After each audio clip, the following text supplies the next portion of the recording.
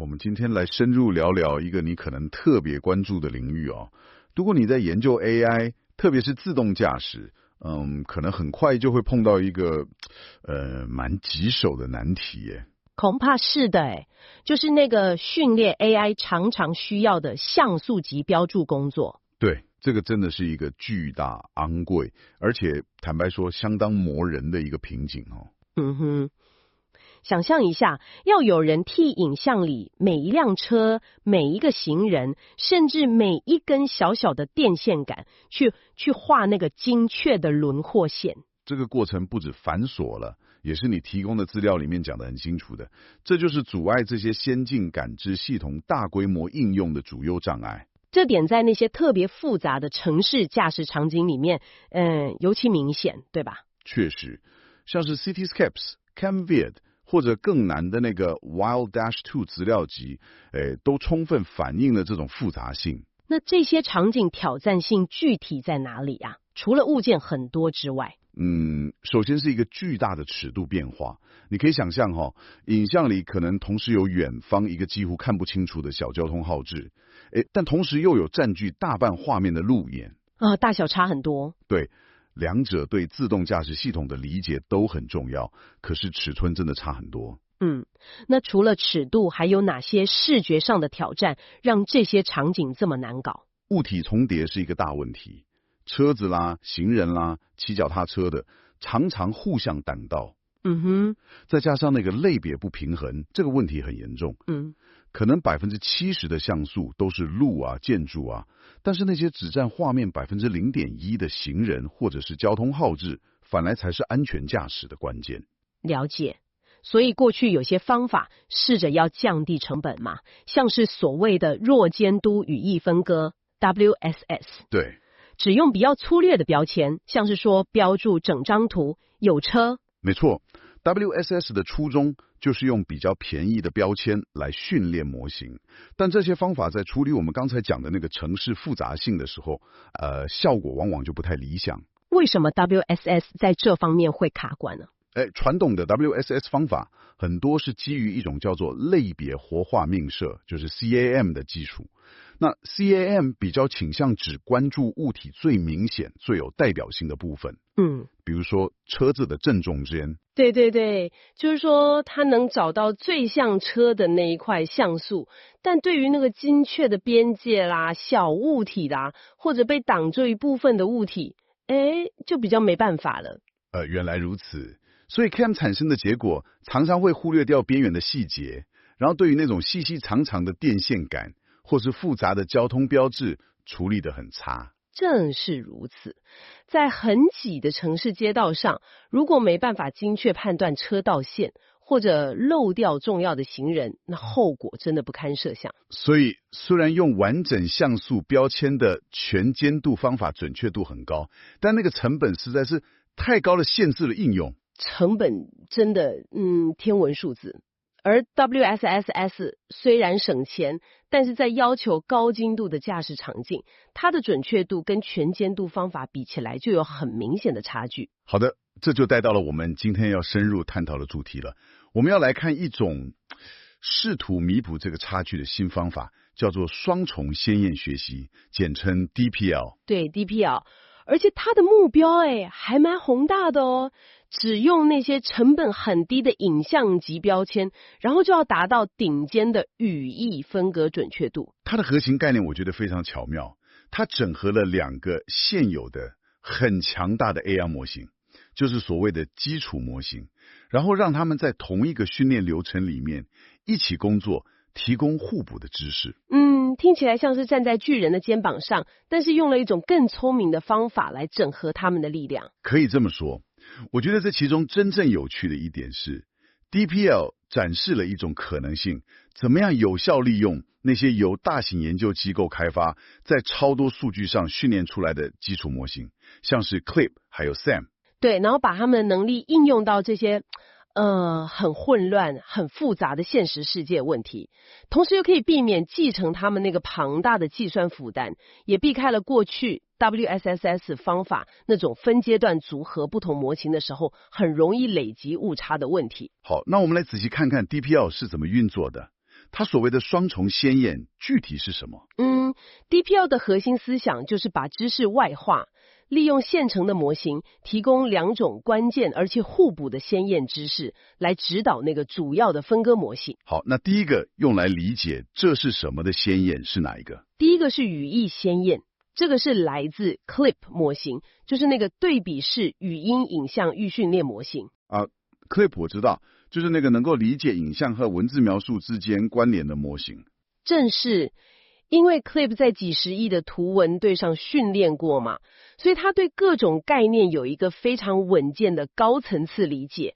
他知道汽车大概长什么样，跟卡车或脚踏车有什么不一样，即使在不同光线角度下，他也能识别。所以 CLIP 就为 DPL 提供了关于这个是什么物体的语义智慧。了解，所以 CLIP 来的语义理解负责是什么？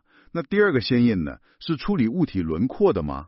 对，第二个是边界鲜艳，这个是来自另一个很有名的基础模型 SAM， 也就是分割一切模型。SAM， 那个可以精确画出影像里几乎任何物体轮廓的模型，确实引起了很大的关注。没错 ，SAM 在超过10亿个分割遮照像训练出来的。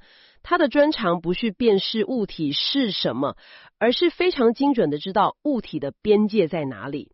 它提供的是几何上的精确度，还有对物体轮廓的感知，就是处理物体在哪里以及形状有多清楚的问题。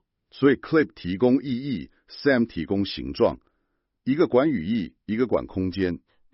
这个总结很到位。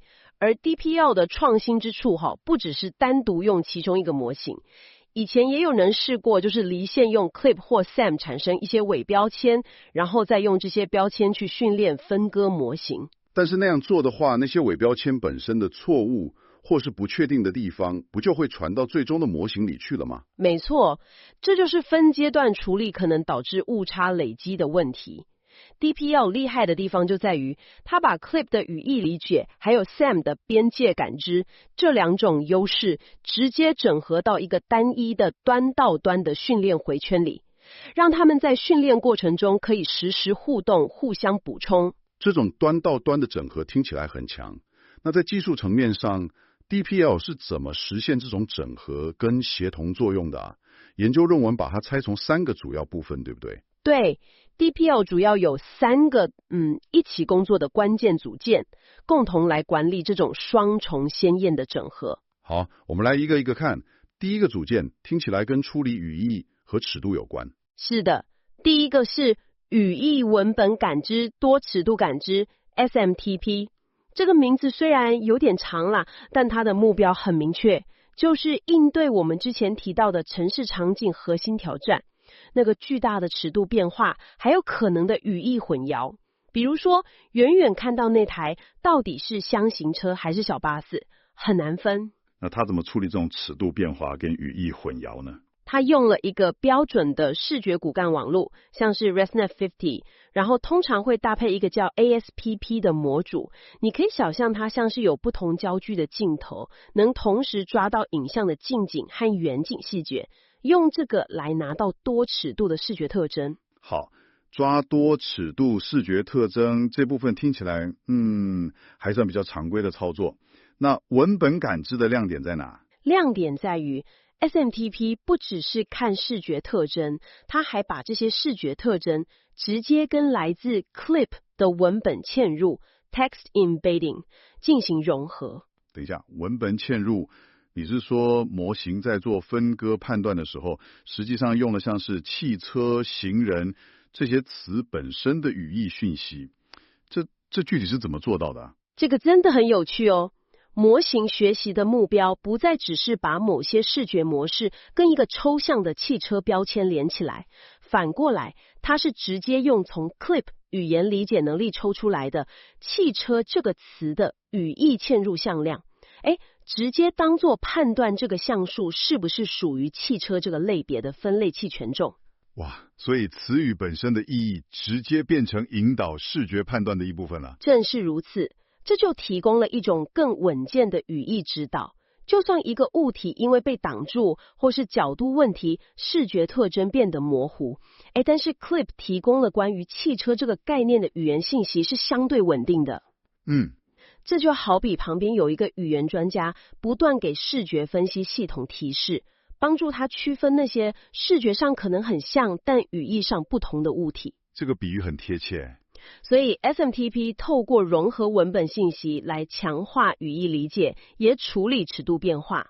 但只靠影像级标签来学，模型预测的不确定性应该还是个问题吧？的确，模型可能对影像的某些区域很有把握，像是大片天空，但对其他区域就可能非常不确定，比如远处模糊的物体。这就带出了 DPL 的第二个关键组件。那它是怎么处理这种预测的不一致性，还有我们前面提到的类别不平衡问题的？这就是双区域学习机制发挥作用的地方。它动态地把影像里的像素分成两类，来进行差异化的学习。哪两类区域呢？这个机制会去比较分隔模型当前的预测结果，跟利用 Clip 的强语义理解生成的伪标签。基于这个比较呢，像素就被分成第一类，是一致区域。这些区域的模型预测跟 Clip 的判断高度一致，比如说大片的道路啦、天空啦、建筑物，这些区域提供的监督信号相对可靠，质量比较高。第二类是不一致区域，在这些区域，模型的预测跟 Clip 的判断有分歧，或者说 Clip 本身对这些区域的判断也不太确定。这些通常就是难点所在，比如小物体、模糊的纹理，或是处于尺度变化临界点的物体。好的，所以区分了可靠区域跟困难区域。但如果只是平等对待这两者，那些面积很大的一致区域，像道路，不是会主导整个学习过程吗？这样模型不就偏重于识别常见类别，忽略了像行人这种少见但关键的类别吗？这正是传统弱监督学习的痛点嘛，也是双区域学习机制要解决的核心问题。DPL 在这里用了一种自适应的权重平衡策略。论文里用一个动态变化的参数 lambda low 来表示。像是一个可以自动调整的学习焦点旋钮。可以这么理解，系统会去监控来自不一致区域的那个损失，也就是预测错误的信号。如果模型在某个特定类别上，比如说自行车骑士，错误率突然升高，系统就会自动调高对这些不一致区域错误的关注度，也就是提高这些区域损失的权重。所以它会动态判断，现在识别自行车骑士遇到困难了，我要更集中精力去修正这方面的错误，即使他们在画面里只占很小一部分。完全正确，这种机制有效地平衡了学习过程，防止常见类别淹没掉稀有但关键的类别，并且动态地把学习资源聚焦到当前最需要改进的地方。而且这种双区域学习不只用在整张影像，也用在随机切下来的局部小块 local patches 上。这对于处理像 cityscapes 那样密集又变化多的城市场景非常重要。理解了。STMP 负责语义和尺度，双区域学习负责平衡和聚焦。那第三个组件就是专门来搞定边界了，对吧？没错，第三个组件是 SAM 边界监督。它的目标就是要拿到那些超级精确的物体轮廓，尤其是对付那些形状很奇怪、细细长长的物体，像是电线杆呐、交通标志牌啊、栏杆呐等等，这些都是传统 CAM 方法的弱项。但是 SAM 模型本身不是非常庞大吗？直接把它整合进来，不会让整个系统变得很笨重、很慢吗？这正是 DPL 工程设计上的精妙之处。SAM只在训练阶段被使用，当做一个外部的指导老师啊，只在训练的时候用，那它是怎么指导的？在训练过程中 ，SAM 会针对输入影像生成高质量的边界预测遮罩，然后呢，主要的分割模型不仅要学正确的语义分类，还被额外要求去学习，让自己预测出来的物体边界尽可能的跟 SAM 提供的精确边界对齐。所以 SAM 就像一个临时的几何导师，就让导师在旁边说，你画的这个交通号志轮廓有点歪哦，看看我的标准答案，让你的尽量向我靠拢。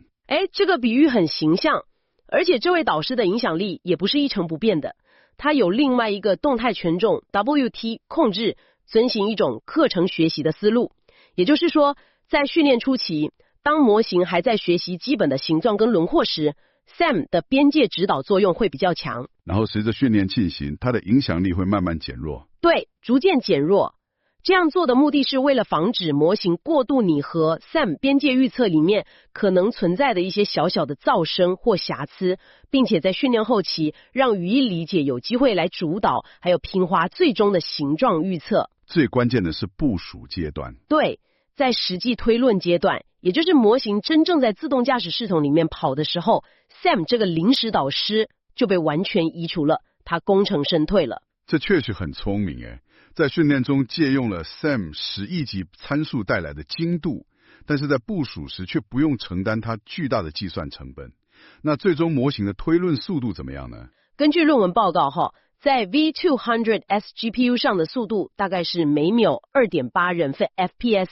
值得注意的是，虽然 DPLO 引入了更复杂的双重显验架构，但这个速度跟之前的顶尖 WSS 方法 CARB基本上是持平的。好的， 2.85 FPS。 关于速度我们等一下再深入讨论，但首先我们必须谈谈成果。因为像这样巧妙的融合 CLIP 和 SAM 带来的提升，应该不只是微调吧？绝对不是微调，论文展示的成果相当惊人。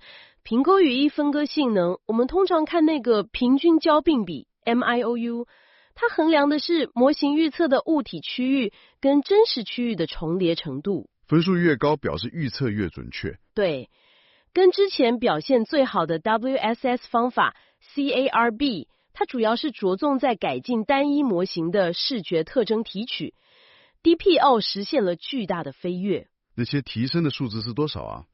在 Cityscapes 资料集上， DPL 的 MIOU 提升了 19.7%， 在 CamVid 资料集上提升幅度更是达到了惊人的 25.0%。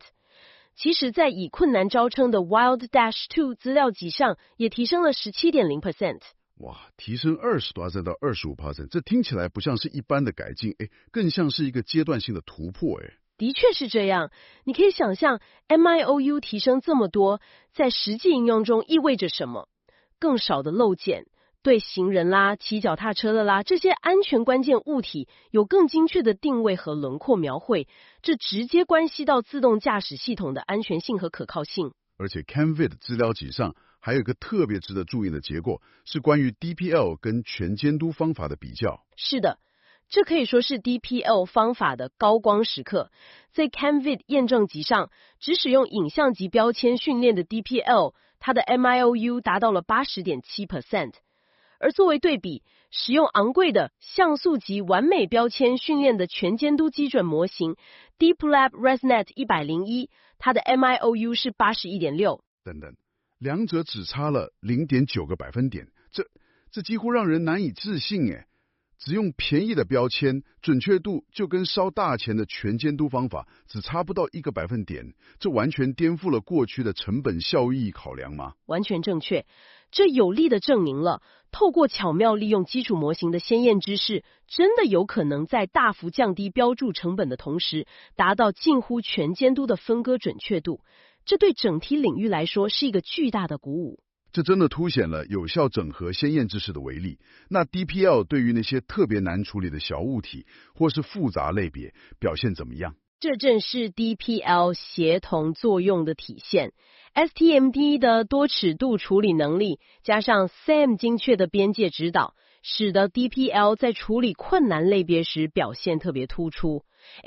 例如在 Cityscapes 资料集上，电线杆这个细长物体的类别准确度提升了 35.4%。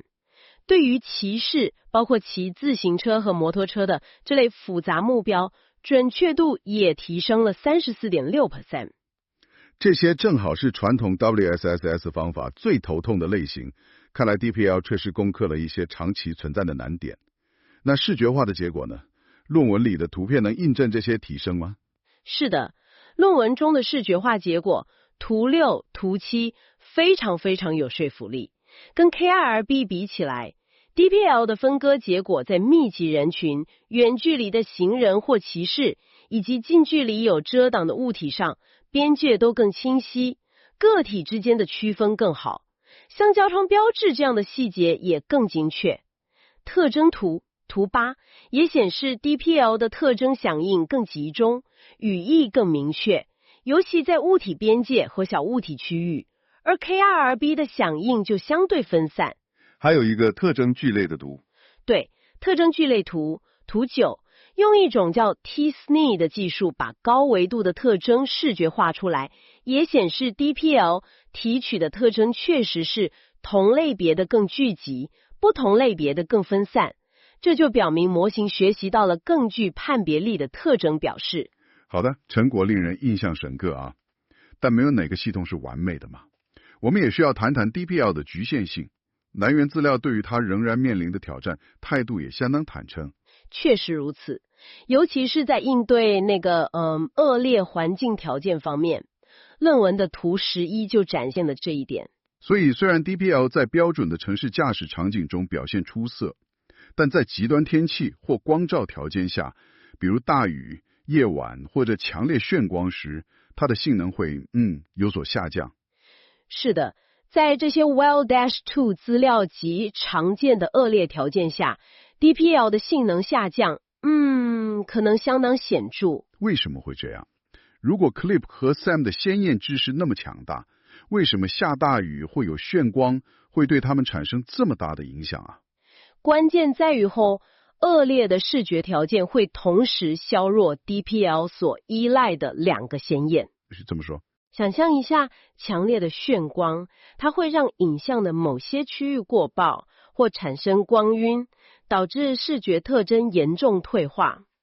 这首先就损害了基于 CLIP 的语义鲜艳。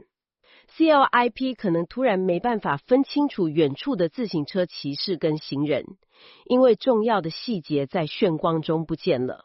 理解，视觉输入变差，语义判断就可能出错。与此同时，同样的视觉退化，比如对比度降低啦、噪声增加啦、边缘模糊啦，也严重影响了基于 SAM 的边界鲜艳。SAM 需要相对清晰的边缘信息，才能画出精确的轮廓。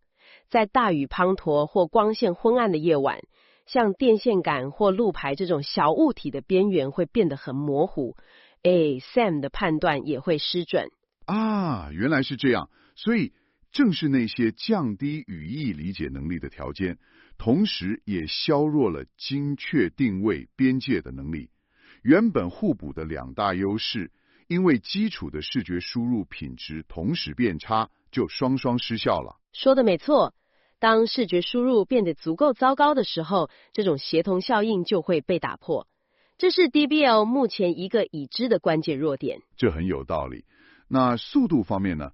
我们提到了大约 2.85 FPS， 这对于研究来说可能还不错，但对于需要在高速公路上实时反应的自动驾驶汽车来说，这确实是另外一个重要的考量点。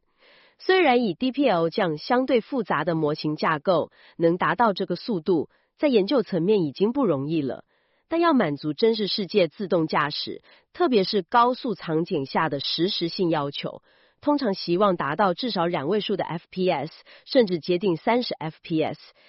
目前的推论速度显然还不够快。所以要将 DPL 真正部署到量产车辆上，还需要大量的工程优化工作。模型减脂啦、量化啦，甚至可能需要专用的硬体加速器才能满足严苛的实时处理需求。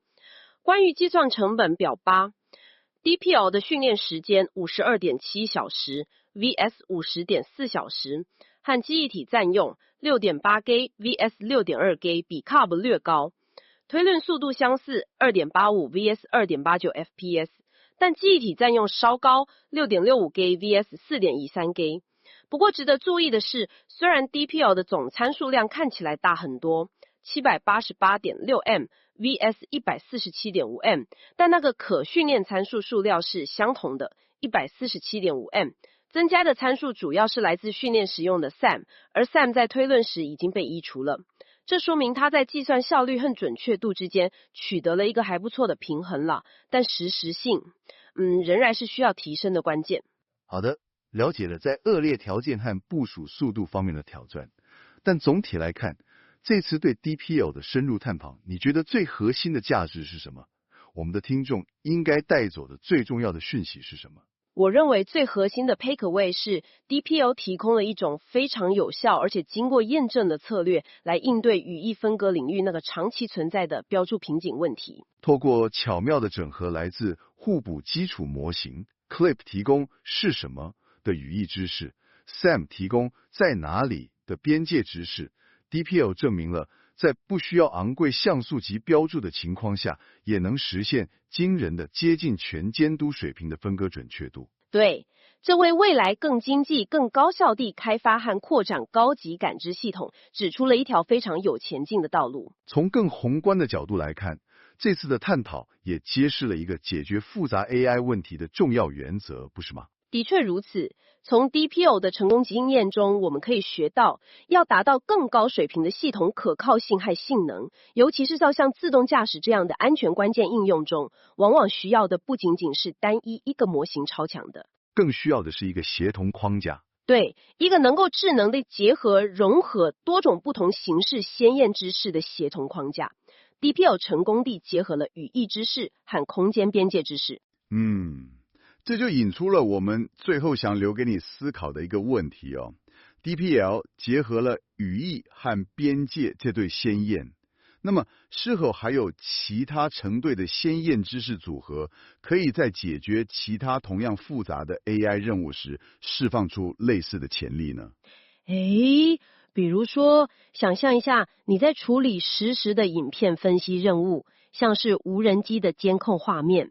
有没有可能结合一个能够理解和预测物体运动轨迹的时间鲜艳，然后再搭配上一个能够判断自身预测置信度的不确定性鲜艳？这个组合很有意思诶，时间鲜艳 plus 不确定性鲜艳，这样的组合可能带来什么样的能力提升？也许是更可靠地追踪被短暂遮挡的物体，或者是更稳健地识别复杂的人体动作。这正是我们想引导你思考的方向。DPL 的研究或许提供了一个思考的范本，我们如何能够识别出不同类型任务所需要的关键鲜艳知识，不管是语义、空间、时间、物理约束，还是不确定性等等，然后设计出有效的机制，将这些不同的知识流融合起来，从而构建出更强大、更可靠、更能应对现实世界复杂性的 AI 系统。关键就在于找到那些能够互补的知识流，并找到巧妙的方法将它们编织在一起。这个问题值得你深入思考。感谢你和我们一起完成这次的探讨。